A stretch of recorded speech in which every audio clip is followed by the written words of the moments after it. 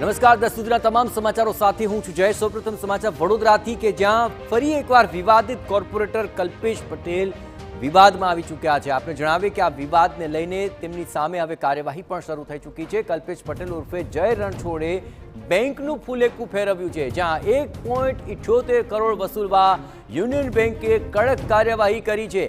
કલ્પેશ પટેલનો બંગલો અને દુકાન બેંકે કબજે કરી લીધા છે। માંજલપુરનો બંગલો અને કાસમા હાઇટ્સની દુકાન કબજે કરી લેવાય છે। બેંકે 60 દિવસમાં રૂપિયા પરત કરવા અંગે નોટિસ ફટકારી હતી। કોર્પોરેટર કલ્પેશ પટેલે નોટિસ ગણકારી નહીં અને હવે આ કાર્યવાહી તેમની સામે શરૂ કરવામાં આવી છે।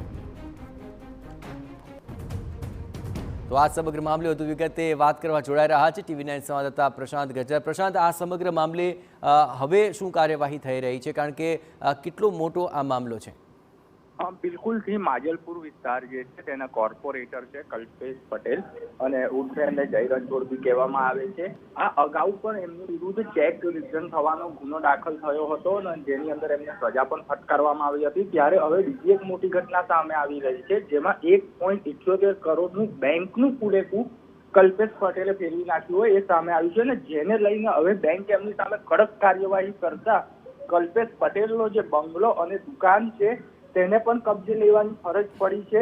ત્યારે કલ્પેશ પટેલને 60 દિવસમાં રૂપિયા પરત કરવાની નોટિસ પણ આપવામાં આવી હતી, પરંતુ કલ્પેશ પટેલે બેંકની આ નોટિસને પણ ગણકારી ના હતી, જેથી કરીને બેંકે એનો બંગલો અને દુકાન જે છે તે કબજે કરવાની ફરજ પડી હતી।